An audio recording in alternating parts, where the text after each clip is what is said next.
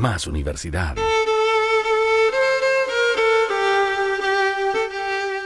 Radio Universidad Austral de Chile. En Radio Universidad Austral de Chile presentamos República de los Ríos.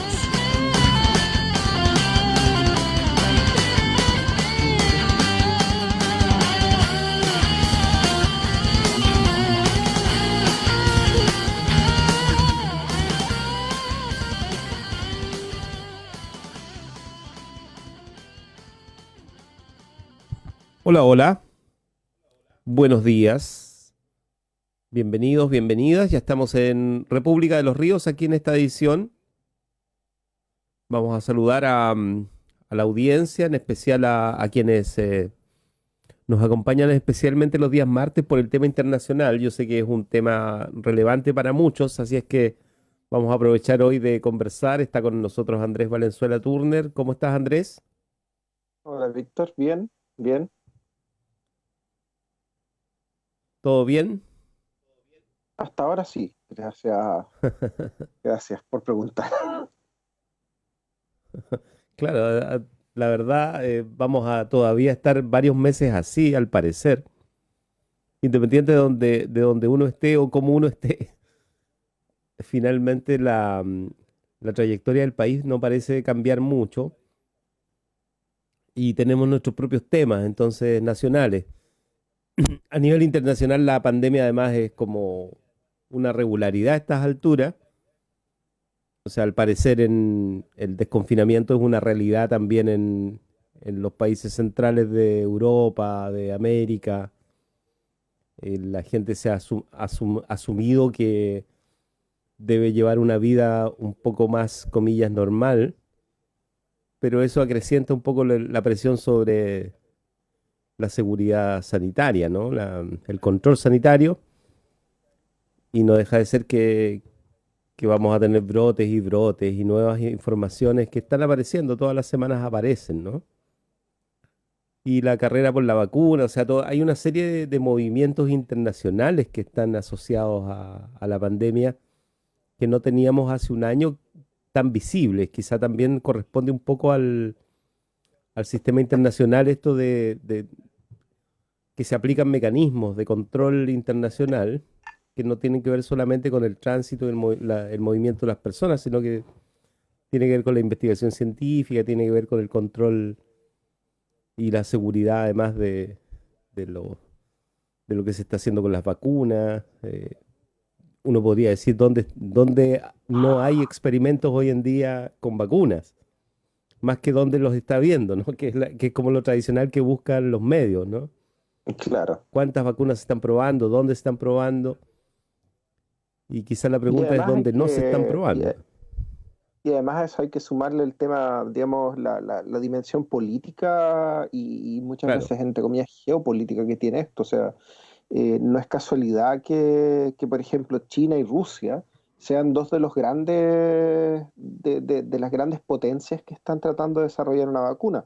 No solamente, digamos, tiene lógica desde el sentido de que son países grandes con recursos que pueden invertir y con poblaciones relativamente grandes, por lo tanto, mucho interés en encontrar una vacuna, pero también digamos, sumarle el factor de que quien encuentre una vacuna efectiva va a tener a su alcance, digamos, va a tener a su disposición una cantidad no despreciable de lo que se llama soft power en política, de poder suave, digamos, de Mm. influencia, de peso cultural, de peso político y de una imagen pública favorable, o sea, tremendamente favorable. O sea, si el día de mañana, por ejemplo, China encuentra una vacuna y juega, por ejemplo, las cartas de manera de distribuir la vacuna asequiblemente, a precios razonables o incluso liberando las patentes o lo que sea, se ganaría el favor de gran parte de la población del mundo. Entonces, posterior a eso, por ejemplo, si China, como lo está haciendo actualmente en Argentina, por ejemplo, desea invertir en infraestructura de crianza de cerdos o de cultivo de soya o lo que sea, es muy probable que sea mucho más favorable a la opinión pública que de lo que es hoy en día. Entonces, no es menor la dimensión política que tiene el desarrollo de estas vacunas. O sea, no es casualidad, digamos, no es casualidad que países que están constantemente en entredicho, como son Rusia y China, estén poniendo mucho énfasis en el desarrollo de sus vacunas. Claro, y veníamos además con este análisis casi minuto a minuto de lo que estaba pasando con personajes como Bolsonaro o Trump y muchos otros, pero en principio los que tenemos aquí más visibles, pensando en que los países eran, esos países en especial, eran verdaderos laboratorios, digamos, ¿no? Donde se estaban probando mecanismos de control de la población que superaban lo que hasta aquí habíamos conocido, digamos, en las democracias occidentales, no tanto por el autoritarismo, sino por esto de dónde se ubica la verdad, digamos, ¿no? Bueno, Qué es lo que y dicen también, los por qué no decirlo, presidentes? también con esos ribetes autoritarios, de hecho, con ribetes de autoritarismo y control social que hasta ahora se pensaban, digamos, ridículos muchas veces, o relegados a estos ejercicios de pensamiento que uno veía en escritores distópicos, como podía ser Orwell.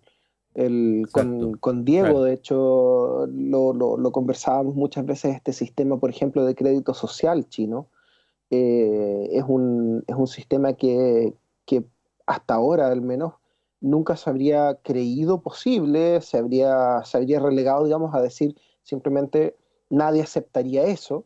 Y uno ve como el país con más población del mundo no solamente lo acepta, sino que al menos desde afuera se ve como una aceptación relativamente pasiva. O sea, evidentemente hay resistencia adentro, pero esa resistencia rara vez logra ser escuchada afuera.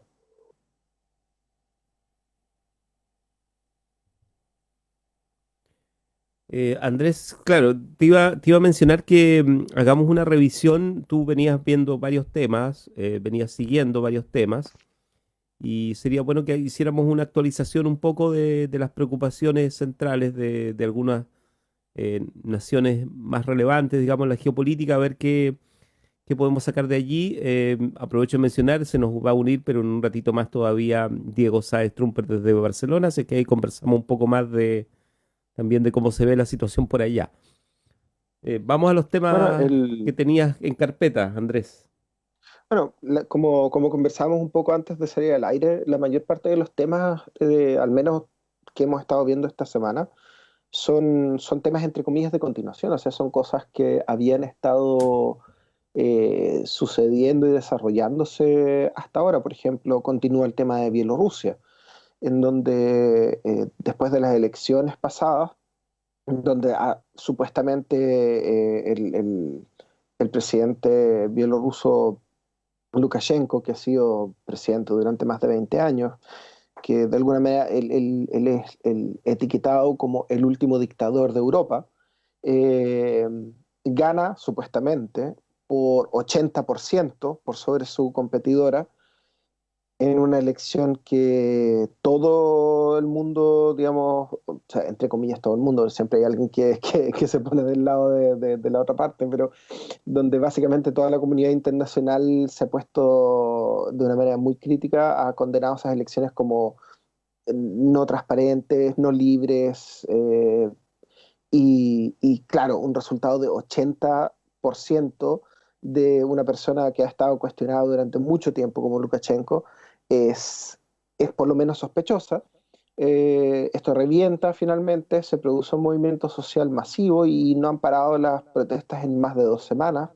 Van ya casi 4 semanas de protestas seguidas en Bielorrusia.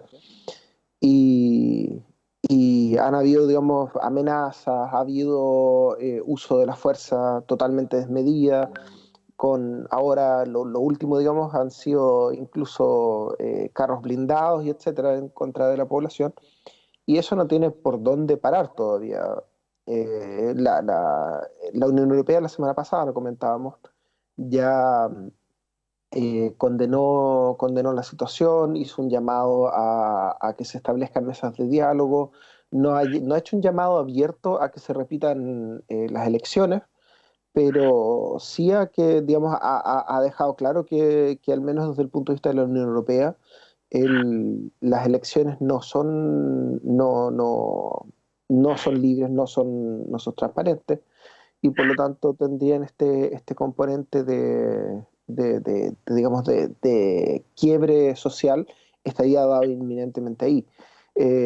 Por su parte, Rusia no se ha pronunciado realmente sobre el tema, ha dado señales ambiguas donde no deja claro si apoyaría o no apoyaría a Lukashenko, pero eso está todavía en desarrollo.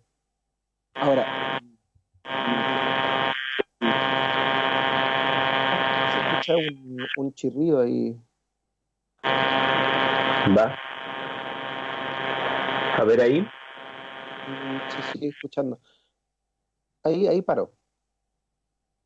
El otro tema, digamos, que se viene desarrollando de alguna manera es el de las elecciones norteamericanas, donde termina la convención republicana, que fue bien bizarro, por usar el término coloquial, digamos. La semana pasada, cuando estuvimos al aire, se estaba desarrollando recién el primer día, el segundo día de la convención. Ahora ya terminó la convención, digamos, se ratifica que Trump es efectivamente el candidato, que eso no sorprende a nadie, que es el candidato republicano, pero llama la atención el nivel de surrealismo, yo creo, es la palabra, de retórica que hubo en esa convención, digamos, donde eh, cada, prácticamente cada cosa que se dijo en la convención republicana en realidad es lo que hoy en día todos convendríamos es fake news, o sea, es, son cosas inventadas o tergiversadas. Se utilizaron todas las estrategias existentes en el libro de la manipulación populista, insistiendo múltiples veces en el miedo, en pintar una imagen de apocalíptica, digamos, de lo que se viene si es que perdemos nosotros. Una retórica que recuerda mucho a cuando acá, por ejemplo, en Chile se utilizó la imagen esa supuesta de Chilezuela Claro. para generar un terror, digamos, injustificado y, y- y, digamos, sustentado en imágenes que no tenían nada que ver con la realidad, siquiera la realidad proyectable de un país. Y en el caso de Estados Unidos lo mismo, digamos, o sea, el Partido Republicano Claro. insistió en imágenes de que Biden es quien apoya los desmanes, por ejemplo. Biden apoya los saqueos, o sea, ningún candidato, y menos Biden, que es un centrista, digamos, duro, va a ser un candidato, un político, digamos, que apoye el caos, básicamente, como se planteaba en la convención republicana. Entonces, digamos, el nivel de discurso claramente alude a que el Partido Republicano se está retirando, digamos, o atrincherando en lo que es, valga la redundancia, su trinchera más dura, digamos, o sea que le está hablando a su electorado más duro, al electorado más convencido, al electorado paranoico, al electorado racista, al electorado conservador, al electorado ultra religioso, a ese electorado, digamos, que está tratando de alguna manera de salvarse, generando esta especie de reacción violenta en contra de la amenaza de perder. Y eso, como un poco comentábamos la semana pasada con Diego, es peligroso, digamos, porque tiene efectos que no se van a ver hasta después de las elecciones. ¿Qué pasa si pierde Trump? ¿Cómo va a reaccionar este electorado? Este electorado que está aleonado, que es un electorado que además hay que recordar está altamente armado y que tiene una imagen de sí misma como un grupo de gente que está preparada para resistir a un gobierno. O sea, hay que recordar que en la Sí, cultura, claro. en la cultura social y política norteamericana está instalada esta idea de que ellos tienen que estar siempre preparados para resistir un brote de tiranía. Ahora, ¿cómo se define tiranía? Ese es digamos, la gran paradoja, porque si es que un partido como el republicano en este momento está tratando de definir tiranía como cualquier cosa que no son ellos, es peligroso porque vas a generar en el fondo un brote de reacción violenta frente a cualquier alternativa que no sea la que, la que tú sigues. Entonces, cualquier pérdida, no, es la instalación de la tiranía, por lo tanto tengo que estar preparado para resistir a esto violentamente. Y lo hemos visto, o sea, esto mezclado con el factor racial, esto mezclado con la proliferación de armas, da finalmente un resultado terrible. En Kenosha, que es esta ciudad norteamericana que ha estado en el ojo del huracán ahora durante esta última semana, donde hubo yo no le llamaría tiroteo, fue básicamente un acribillamiento de una persona, donde una persona de color negro eh, estaba siendo interpelada por la policía.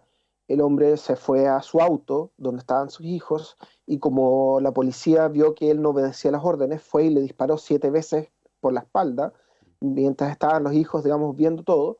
Gatilló un estallido social nuevo en una ciudad que ya estaba al borde digamos, ha tenido tensiones raciales y de enfrentamiento con la policía hace poco más de un año prácticamente. El sheriff de la misma ciudad de Kenosha había salido a decir básicamente una sartalada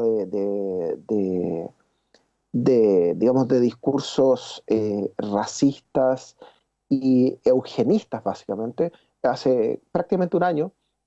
Como decía, el sheriff de Kenosha había sido interpelado por un caso en que unos adolescentes habían cometido una serie de crímenes, digamos, asaltado gente, etcétera, etcétera.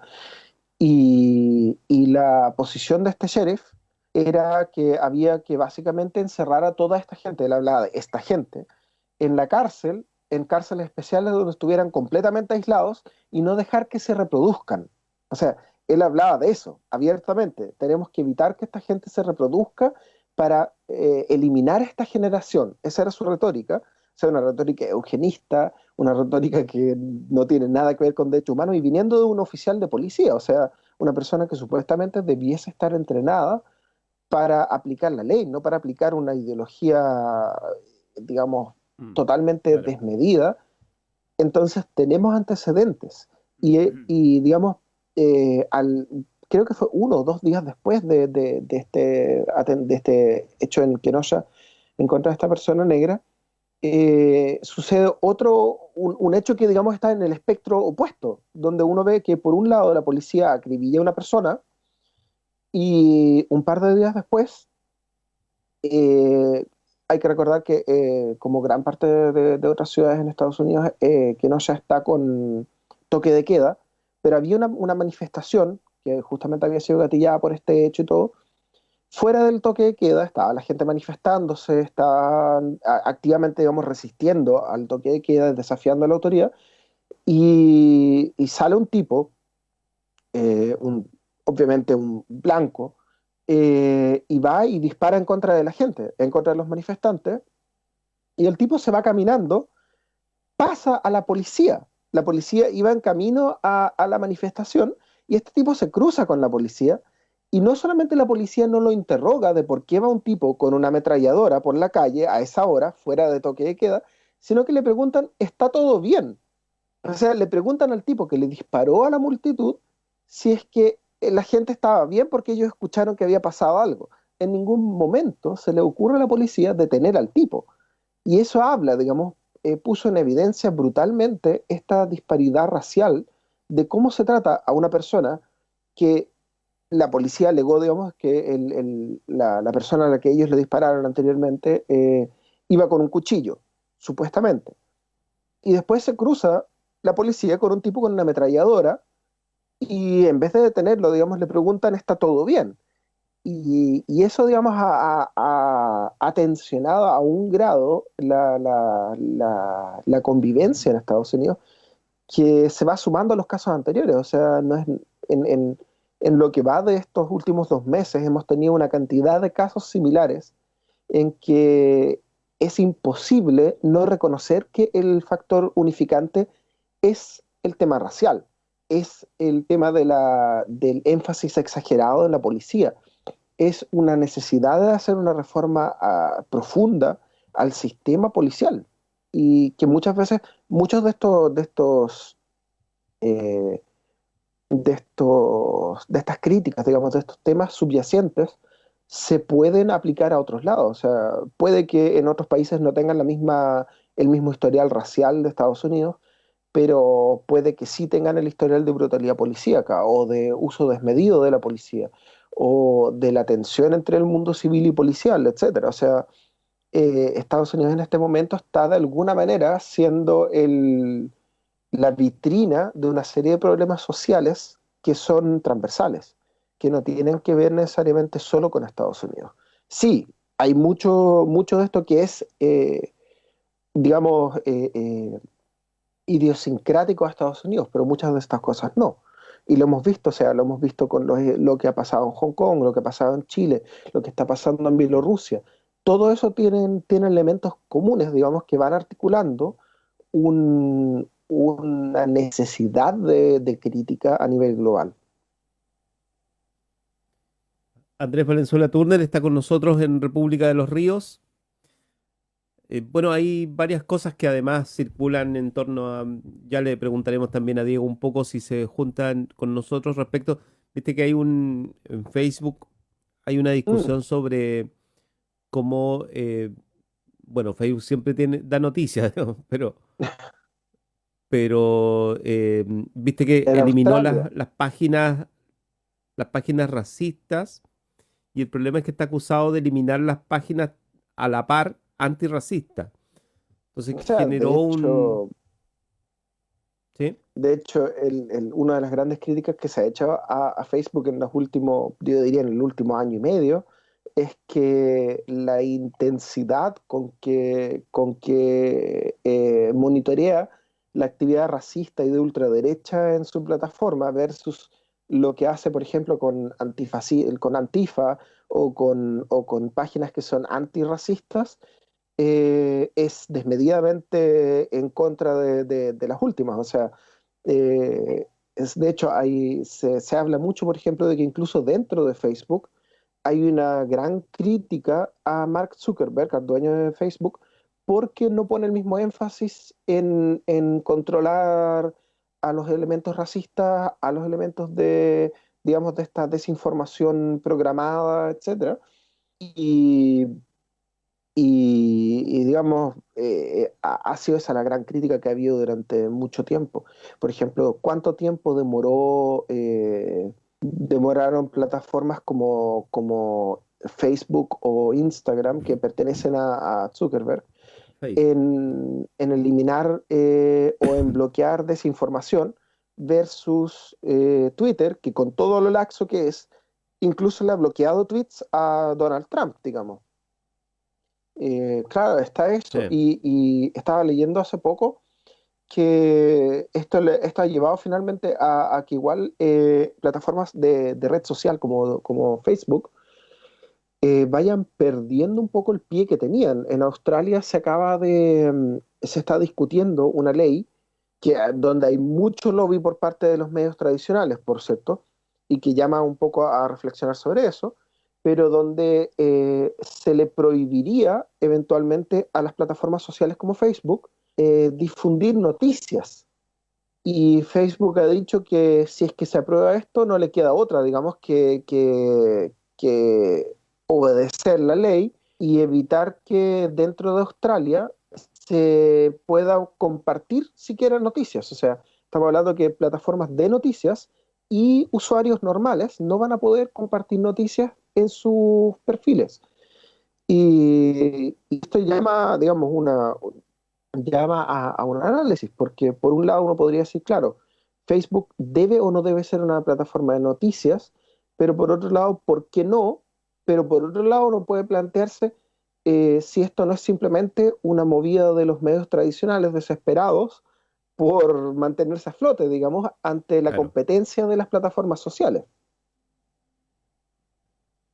Bueno, ahí hay una cuestión que puede ser relevante en el futuro además, porque la presencia de las redes sociales no tiene que ver solamente con el uso de las redes, sino que también las ventas que se hacen a través del mismo Por supuesto. espacio, las relaciones comerciales que hay ahí, digamos, ¿no?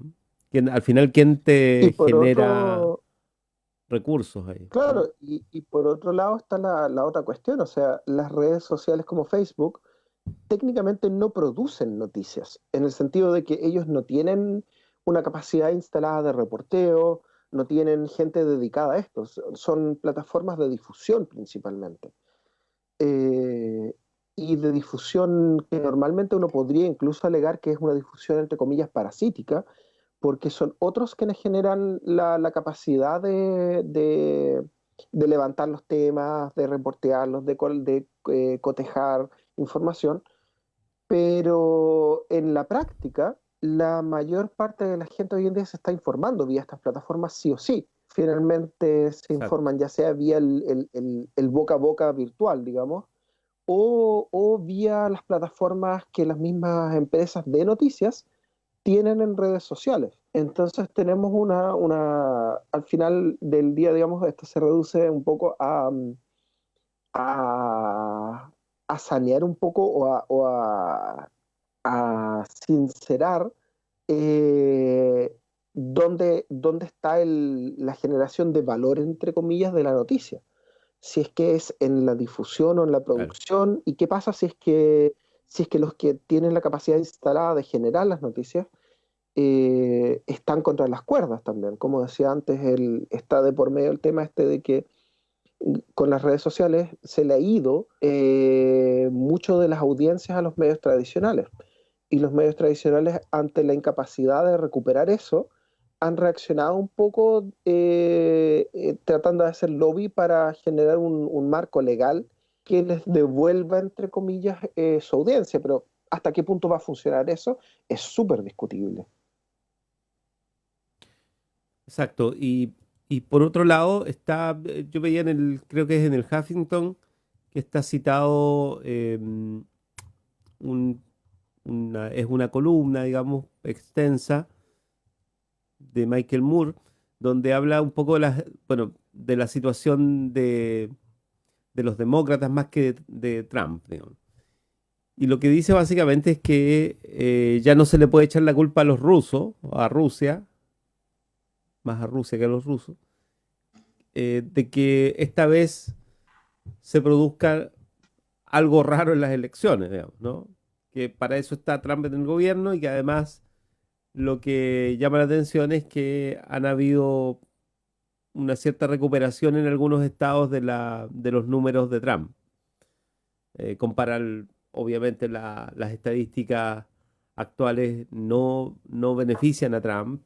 Creo Mm, que hay como tres estados solamente, Texas, qué sé yo, algún otro donde él tiene una leve ventaja, pero comparado con la elección anterior, donde él es electo en, con los resultados de la elección, no tiene posibilidades supuestamente de poder ganar.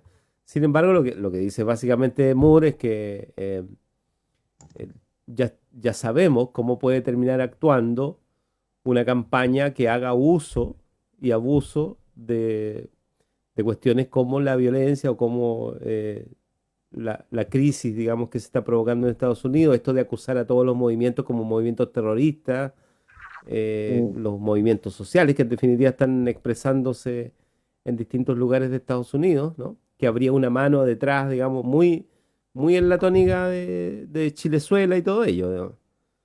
Un poco se repiten los mismos moldes. Entonces, lo que hace Moore básicamente es decir, ojo que aquí ya nos pasó una vez, no es muy distinto. Lo que le pasa a Biden es que sus debilidades están bastante más oscurecidas, básicamente porque Trump es demasiado omnipresente, ¿no?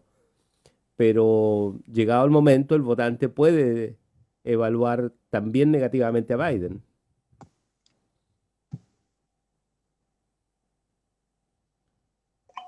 Ahí llegó Diego, por lo visto.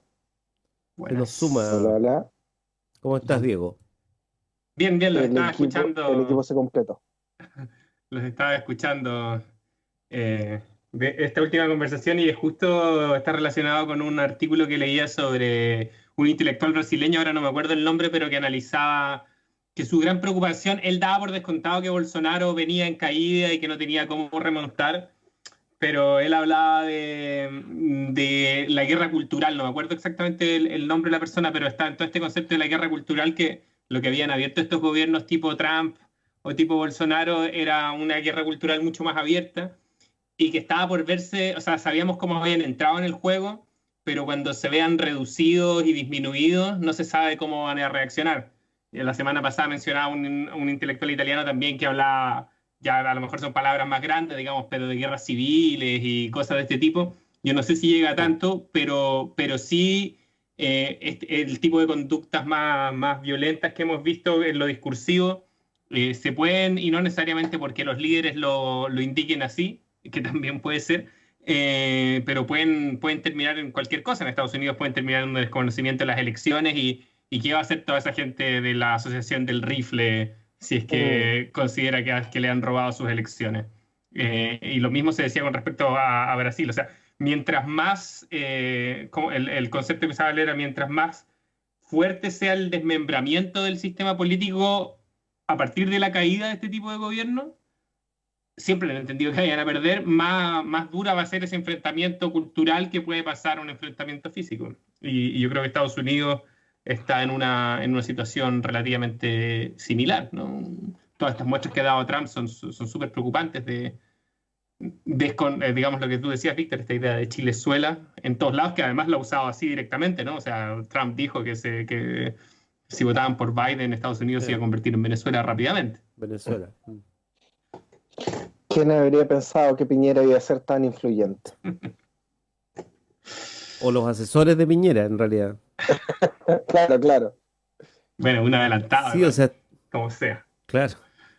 Sí, eso también es relevante. Ya lo decía Andrés, estamos un poco en manos de la ruleta rusa de las redes y de los consorcios internacionales, así como antes era la ITT, digamos. Ahora que acabamos de iniciar este mes de septiembre, digamos que es el mes que ha comprobado históricamente la presencia de los grandes medios en su momento y su operación en Chile en contra de la Unidad Popular. Eh, Algo tan distinto no es lo que pasa hoy en día, con la diferencia de que, claro, está descentrado, digamos, no está situado necesariamente en un país o en un sector del mundo, la hegemonía.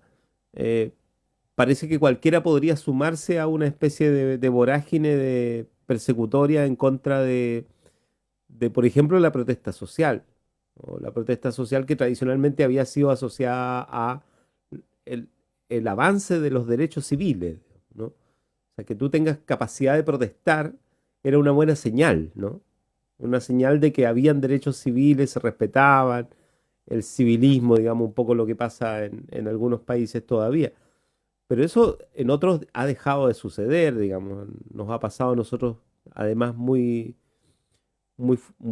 fuertemente a propósito del estallido social del año pasado, pero en el mundo también, o sea, la violencia se ha acrecentado y la violencia asociada precisamente a esto, a los movimientos sociales, a su rol en el espacio público.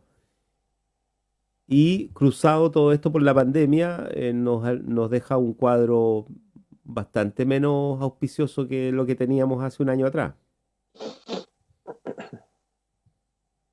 O sea, igual hay que tener en cuenta que dentro de todo, yo creo que han sido aceptados, o la comunidad internacional ha reaccionado con mucha tibieza frente a lo que tú mencionas, Víctor, porque claro, como decías tú, de las señales que normalmente se tomaban por dadas, digamos, de que una sociedad tiene un sistema democrático saludable, que tiene un grado de libertad social y política buena, era la capacidad de su población de manifestarse en contra del poder, en contra de las autoridades establecidas, etcétera. Pero, por ejemplo, en lo que va del año y en lo que probablemente desde hace un año y medio, hemos visto protestas en todo el mundo: Hong Kong, Chile, Estados Unidos ahora, Bielorrusia, etcétera.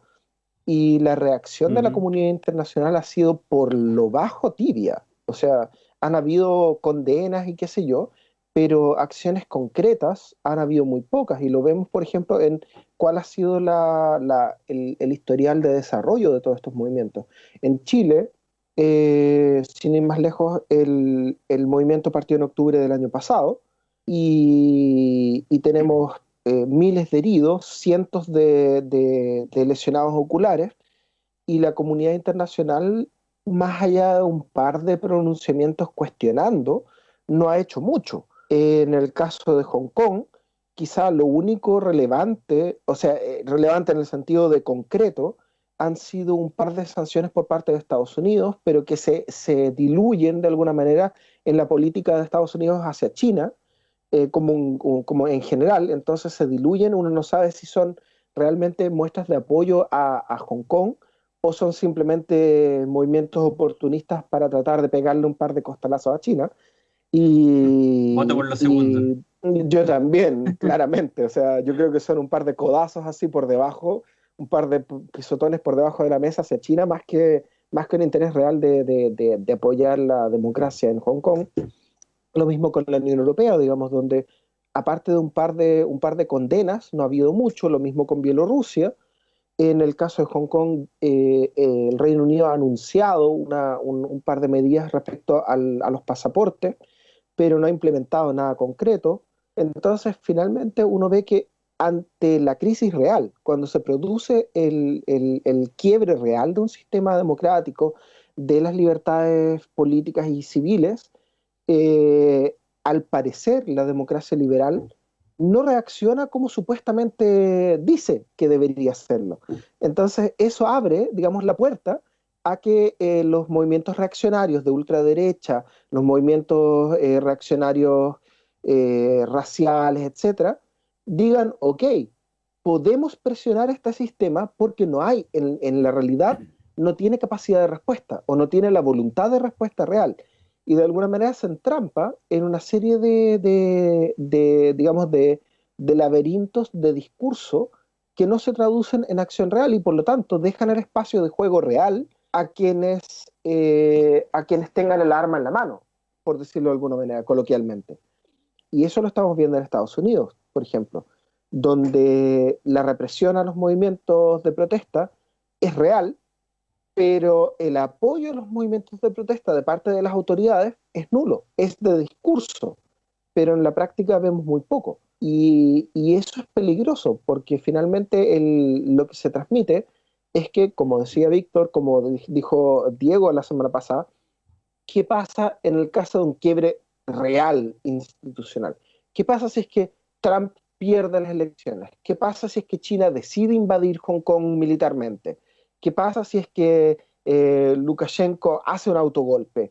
O en el caso de qué sé yo, cualquiera de estos casos, ¿qué pasa en la realidad? ¿Tiene una capacidad concreta de respuesta a la comunidad internacional o los organismos de vigilancia de derechos humanos de hacer algo? ¿O simplemente vamos a quedarnos en condenar la situación? Y esa es una pregunta que hoy en día, lamentablemente, estamos cada vez más cerca de tener que plantearnos. Víctor, y respecto también a lo que tú decías de septiembre y el rol de los medios, por ejemplo, en el golpe contra Allende, yo creo que además la cosa ahora es más complicada en términos de la comunicación, porque si bien las grandes plataformas de información, fundamentalmente en este tiempo son Facebook y Google, son, digamos, estos holding que tienen muchas cosas. El otro día hablamos de TikTok también. Si bien ellos tienen no son neutrales y por supuesto que tienen una agenda, sí es cierto que es muy distinto al caso del señor, se me olvidó el nombre del dueño del Mercurio que viajó a Estados Unidos a buscar plata de la CIA. Edwards, es distinto en el sentido de que son operaciones que, creo que esto dice, son operaciones que están documentadas y que tienen nombre y que tienen personas y que tienen cabezas y que se ejecutan. Y de hecho dentro de como del conspiracionismo, claro, dentro del conspiracionismo que se está tan de moda ahora con el tema de la pandemia, la gente está esperando encontrar esos Edwards y está buscando encontrar como esas 3 o 4 cabezas que están maquinando esto, pero como yo creo que con la información está pasando lo mismo, y esto es la consecuencia del neoliberalismo extremo, es un poco lo que Pepe Mujica cuando habla de que hemos desafiado unas fuerzas que no somos capaces de controlar para referirse a los mercados financieros, básicamente, o sea, todo el poder financiero que es muy distinto del poder industrial, sobre el cual escribió Marx y otra gente, pero sobre el financiero poco se ha escrito, es que tú pones una serie de intereses y los medias con algún tipo de transacción que es relativamente privada. Esos son los mercados y eso no es muy distinto de lo que son las redes sociales. O sea, yo dudo mucho que Mark Zuckerberg se haya sentado un día y haya dicho, poniendo noticias falsas vamos a lograr manipular a la sociedad. Es más bien que descubren que eso es lo que funciona, eso es lo que da clics, la gente quiere ver eso. Y después, claro, yo miro para otro lado mientras eso no me afecte a mí, mientras me tenga la gente más enganchada en la plataforma. Pero digamos, esta forma de consumir información mediada por unos algoritmos que la gente muchas veces tiende a echarle la culpa al algoritmo, digamos, pero el algoritmo lo que está haciendo es aumentar yo repito siempre esto, aumentar sobre una métrica que es la cantidad de dinero que gana Facebook finalmente, que está relacionada con la cantidad de tiempo, o Google, con la cantidad de tiempo que la gente está puesta ahí, y si tiene que poner cualquier cosa, tiene que poner cualquier cosa. Y eso es lo que nos tiene también un poco en esta situación. Entonces, lo que tú tienes es los Bolsonaro, los Trump jugando con eso, como a torearlo, como de la misma forma en que se especula un poco con los mercados, o sea, dando una señal por acá, probando, tirando fuego de artificio por aquí y por allá, viendo que resulta, y después un montón de gente que en pequeño se toma eso mucho más en serio de lo que probablemente se lo toman ellos y que son los que realmente no sabemos cómo van a reaccionar. O sea, si Trump desconoce la elección o si Bolsonaro desconoce la elección, bueno, es cosa, digamos, el sistema puede funcionar. El tema es qué pasa si, aunque Trump saque un 30% de los votos, si de ese 30% la mitad de las personas sale con las armas que ya tiene en su casa a hacer algo. Eso ya, ¿qué hace Facebook en ese caso? ¿Qué hace Twitter? ¿Qué hace Google? No tiene el control para pues apagar el botón nomás, digamos, un poco lo que se trató de hacer con la pandemia. Si apagamos el botón y reiniciamos, si la solución la va a hacer un informático, por favor, la solución virus va a ser virus. reiniciar. Claro, reboot. Y ojo, Claro. yo creo que con lo que dice Diego, esta semana hubo una cosa bien interesante, porque lo que dice Diego, además, hay que sumarle el tema de que muchas veces en el escenario de los discursos, que es un escenario mucho más Gramsci que Marx, por tirar un punto de vista un poco más intelectualoide, pero muchas veces las cosas no son lo que son, muchas veces las cosas no son lo que dicen que son. Y como dice Diego, se prueba mucho, o sea, las campañas como Trump, las campañas como Bolsonaro, se han basado hasta ahora en tratar de tantear y ver cómo así como una especie de matrioshka rusa, digamos, cómo podemos meter un discurso dentro de otro discurso para que no sea cuestionable, para que sea más funcional, para que llegue más rápido, para que sea más efectivo. Digamos, cómo doramos la píldora, básicamente, por usar el coloquialismo antiguo. Y eso se vio muy claramente esta semana, hace un par de días, con esta suerte de invasión, entre comillas, al Parlamento alemán, donde supuestamente una protesta anti-política COVID, donde era un grupo de gente, digamos, que supuestamente se estaba manifestando en contra de la política que ha tenido Alemania en el manejo de la crisis sanitaria, llegó a tomarse el Parlamento, pero efectivamente, ¿qué es lo que sucedió? Que llegó una serie de gente con banderas del Reich alemán, o sea, llegó gente con banderas ultranacionalistas, con emblemas ultranacionalistas. Entre medio vi un par de entrevistas que le hicieron a un par de personas que llegaron. Había gente que, por ejemplo, llegaba con la idea de que había que abolir la Constitución alemana y volver a la Constitución de 1871, porque según esta persona la Constitución alemana actual era ilegal. O sea, ¿de qué estamos hablando? Llegó gente supuestamente a protestar en contra de la política del COVID, pero en el fondo eran puros ultranacionalistas, puros ultraderechistas, pura gente que poco menos que trata de reinstaurar el imperio alemán de pre-Primera Guerra Mundial. Entonces, ahí tenemos cómo se desmorona esta matrioshka y cómo vemos cuál es el discurso real que está en el fondo de esto y cómo se ha ido armando un disfraz en torno a esto, que es supuestamente de que No, es que nosotros estamos en contra de la política, en contra de que se nos silencie, en contra de cómo se ha llevado la política del COVID, pero cuando tú te das cuenta de cuál es el discurso real, cuando destilas todo esto, cuando sacas todas las capas de disfraz que se han ido construyendo en torno a esto, al final es gente ultranacionalista, al final es un discurso racial, ultranacionalista, ultra lo que sea, o sea, generalmente un discurso reaccionario, generalmente un discurso anacrónico, pero que como públicamente sería impresentable llevarlo así, se ha ido cubriendo de una serie de capas de estuco que sean más tragables.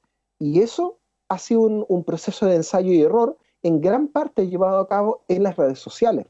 Cuando se instala, por ejemplo, en las redes sociales, como decía Diego, esta idea de la guerra cultural, del marxismo cultural, por ejemplo, o del declive de Occidente, o del gran reemplazo, que son una serie de ideas descabelladísimas que no tienen sustento en la realidad, pero que llegan bien ante ciertas audiencias y que llegan bien en audiencias que se perciben a sí mismas como críticas, como cuestionantes, ¿cómo le llaman ellos? Eh, Críticas o digamos que ellos tienen una autopercepción que es de un alto nivel de intelectualidad, pero que finalmente se reducen en que llega la gente con ideas de terraplanismo. Y eso es un tema, digamos, antivacunas, terraplanismo. Todos estos movimientos son el terreno fértil para colarles un movimiento político que ni siquiera se dan cuenta muchas veces que le están colando. Y eso gracias a este, este, este proceso de ensayo y error en redes sociales en gran parte, pero no exclusivamente. Andrés Valenzuela Turner y Diego Sáez Trumper con nosotros. De hecho, hace muy poco, entiendo hace como un mes, algo así, comparecieron los CEO de Facebook, de Amazon, de Google, Apple, ante el Senado de Estados Unidos, cosa que antes era, no sé, era un evento que marcaba un antes y un después. Ha decaído un poco, digamos, esta comparecencia ante el Senado, ¿no? Eh, Ahora ya pero no es un antes y básicamente un fue después, es una vez más. claro, otra vez más, y llama la atención eso porque al final es como es, estamos viendo el andamiaje, digamos, la puesta en escena, ¿no? La Pero escenificación ojo, en no el deja de ser escenario curioso, de, ¿sí? ojo que no deja de ser curioso porque en ese caso, por ejemplo, han comparecido. ¿Cuántas veces en la historia de países como Chile ha comparecido en Edwards ante una comisión de la Cámara de Diputados o algo? Nunca. Sí, nosotros hemos tenido una historia paralela, digamos, al mundo. Ahora el mundo se está pareciendo más a la historia nuestra, quizá, digamos. Por eso nos extraña tanto, digamos, ¿no?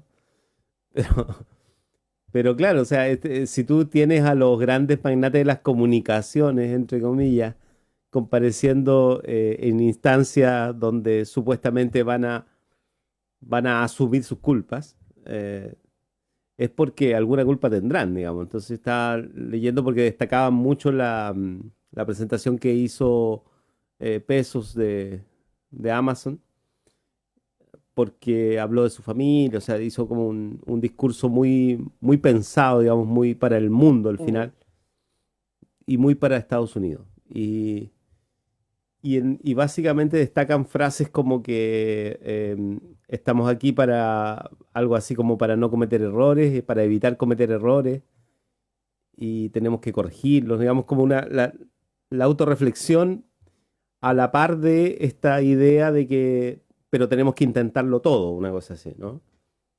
Mm. Entonces al final ya no hay una sola versión de qué es lo que tú esperas del mundo occidental hoy en día.